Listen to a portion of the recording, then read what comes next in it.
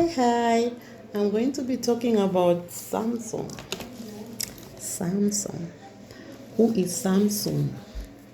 The story of Samson in the Bible. So, this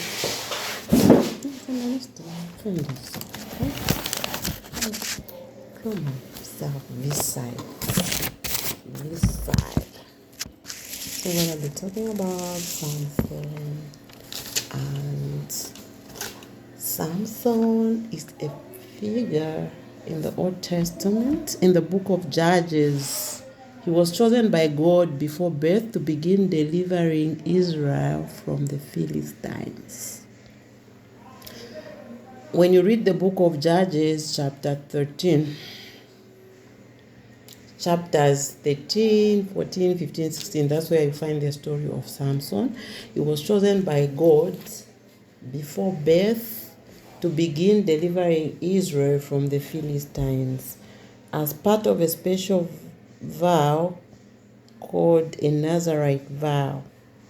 He was set apart to God. This included not cutting his hair. We know the story in connection with him having long hair. And I'm going to connect this story at the end to sin, okay?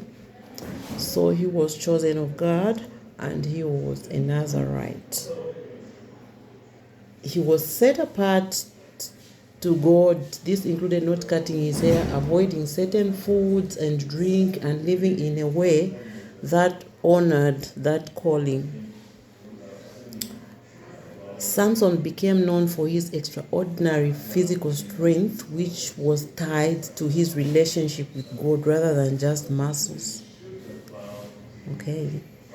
However, his life is also a pattern of poor choices. He often acted on impulse, ignored wise boundaries, and got involved in relationships that pulled him away from what he knew was right.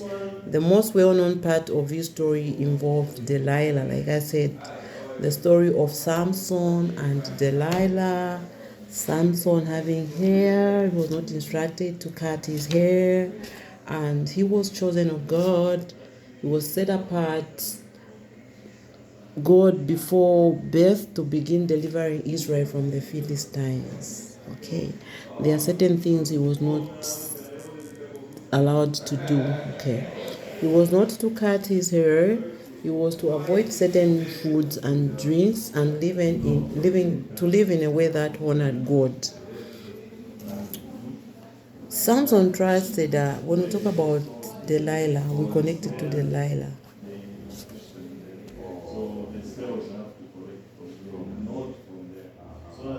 When we connect it to Delilah, Samson trusted her with the secret of his strength, his uncut hair, as a symbol of his commitment to God. After his hair was cut, he lost his strength, was captured by his enemies, and suffered the consequences of his decisions. Yeah. You know, as a Nazarite, he was chosen of God before birth, okay, to deliver Israel from the Philistines. There are things he wasn't supposed to do. But maybe a little compromise led to his downfall.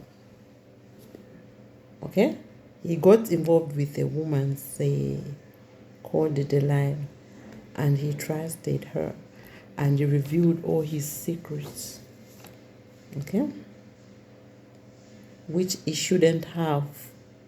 Maybe that person was sent from the enemies, and these secrets you reveal, before you know it, she takes them, okay, to your enemies, and they know your secret. And when they know your secret, you are done. When they know your secret, you are done. And that is what happened to Samson. He trusted Delilah, where his strength was coming from, his uncut hair. So when the enemies got hold of that information, they cut his hair, the strength left him, and the like. And he suffered the consequences of his decisions. Okay, so don't be too familiar. I think that's what I would say. Don't trust too much, like what I was saying yesterday, that you always don't overtrust. Anything can happen. Leave room for uncertainties. So all in all, guard your place.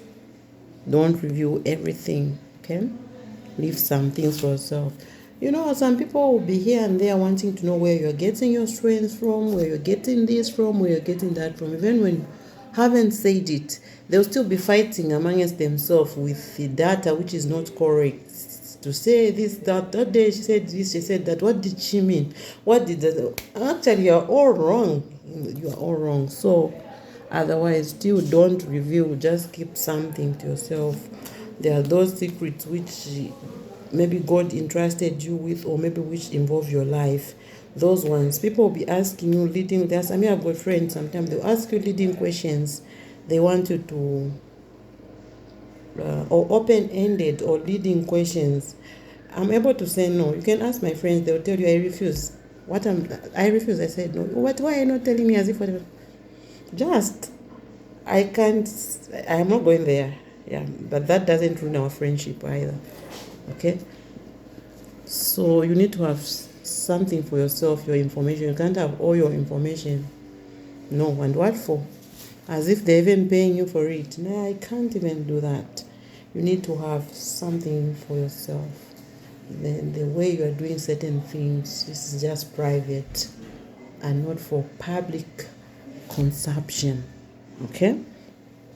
Just like even in a marriage, you say everything. You don't know how the other person will take it. You say, if I say this, maybe to bring about havoc and the like. Keep at least something to yourself. You can't just have everything out on someone. No.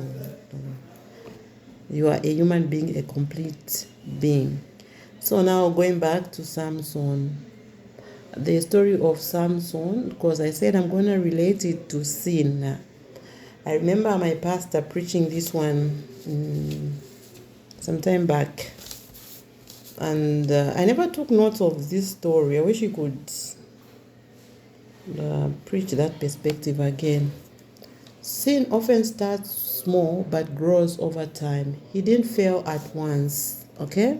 He kept compromising bit by bit. And then another thing that led to his downfall. Let me just say to his downfall. He ignored the boundaries. Ignoring boundaries can weaken you.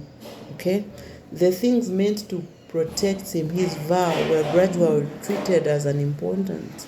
Okay, the enemies will be on the lookout. I know after this I'll be very busy attending to the boss, but before that. So we are talking about Samson.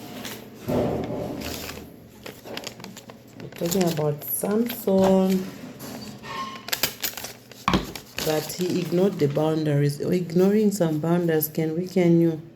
Things that meant to protect him. Okay? He revealed his secrets to Delilah. He trusted her so much. Don't trust strangers. Don't trust strange people. Keep certain information to yourself. Vow not to tell even my closest, because they'll misinterpret it and they work against you just to embarrass you. The devil wanted to have started preaching now. The devil wanted to embarrass Samson. They were not happy that he was used of God. They were not happy that he had that strength. They started wondering, where does he get this strength? Maybe I can also go there. People, they become envious of you. And most of the time, people who are envious of you, let me just say it in vernacular. I don't know if I can even. People who will be envious of you mostly, and those maybe would want to bring you down. Not people who are doing better than you. Mostly it's those who wants to be like you, or they feel you are doing better than them. And definitely you are. For someone to want to put you in the mercy, they feel maybe there's something in you which they don't have, or they want to be like you, or they just want you to know, they don't want you to be acting in that position you are acting in, or maybe you are just doing exploits, or maybe you are just extraordinary, and according to their mind they just feel it just can't be you, not you. No. That is a person. But the Bible also says, God qualifies the called, and when God calls you, sometimes you're going to be doing extraordinary things, and you might not realize it or know it yourself, but you'll just be doing things and stuff like that. Like you are becoming a nail, you're becoming you're being in their nail, you're getting to their nail. Okay, you're being a thorn. Not knowing you are just normal, you're just joking with everybody and the like. Otherwise, be good, be kind, but like Samson's story, never ignore boundaries and stop compromising, even bit by bit. Some people you can be eating with them. Museka socha because double chebet mankani mwenzo sekati ya kula. Atichani bafakira mbasikana na points. Guys, did I even mean it in a bad way? Just wanting to date you and the like. But above all, God is the one who knows, and He knows your heart. Okay, and that's just an encouragement. Relating to Samson's story, what happens to him? He was great and he was reduced. Okay, his secret, just told his secret one of the people, the closest friend, because in a relationship it's someone close, right? Like you tell your close friend, then I'm going to be just muse kachabe as soon as it's nankani that is how you meant it in a bad way. No, could the which are coming. Hey, but the storms which are coming. Oh my God, that is life. So just be careful. Do not, no matter what, because maybe Delilah appeared to Samson as a friend, as in a relationship, but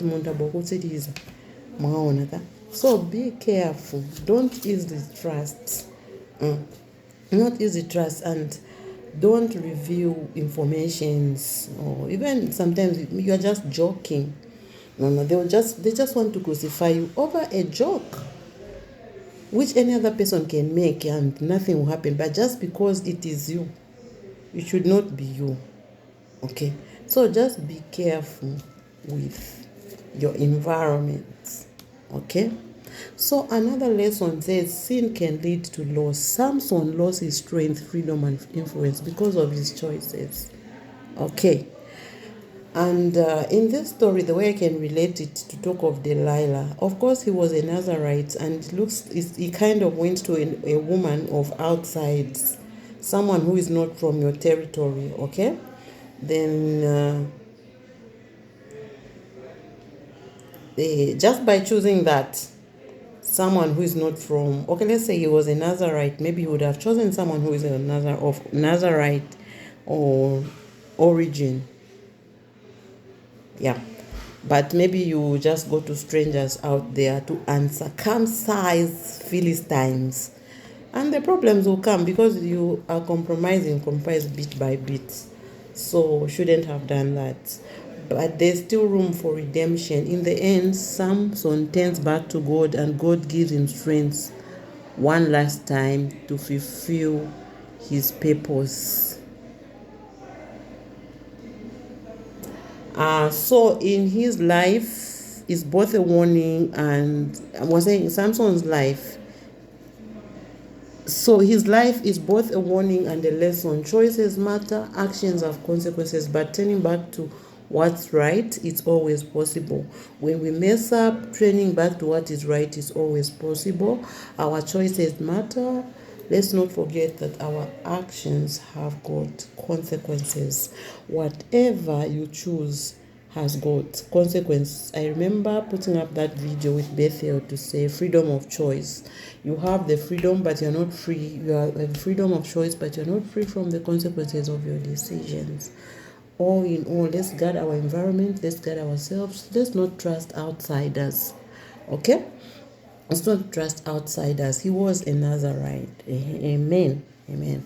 We are not all at moving. If sometimes we can all be together, maybe at the same together, but we are not at the same levels. Be it at work, be it in school, neighborhood, whatever.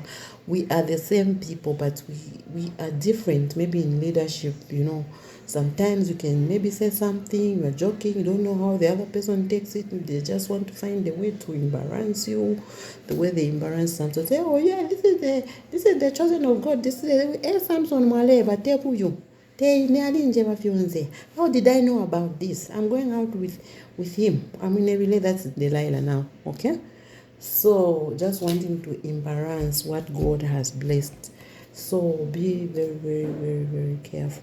I remember my pastor preaching was saying that the devil will embarrass you. Embarrass you, not even as if it is enough, like they want to kill you. They even demand for your for your head to be beheaded. Why should you bring the head? The devil wants to embarrass you, say, oh, tamuleta. So sin will embarrass you. The devil will embarrass you. Just don't compromise. Okay? Above all, let love lead. God bless you. Let me get back to work.